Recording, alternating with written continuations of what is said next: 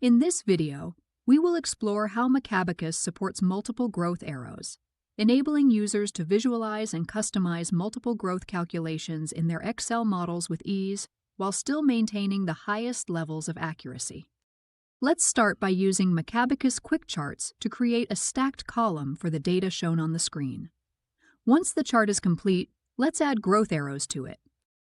You can either choose your own growth arrow, or you can click on Recommend, and Macabacus will find a growth arrow or multiple growth arrows that best fit your data and chart. Macabacus growth arrows are fully customizable and formula-driven, ensuring that your charts fit your analysis, and will update dynamically if your underlying data changes. Thank you for watching. Visit Macabacus.com to learn more about why Macabacus is the leading productivity and brand compliance add-in for finance professionals and their firms.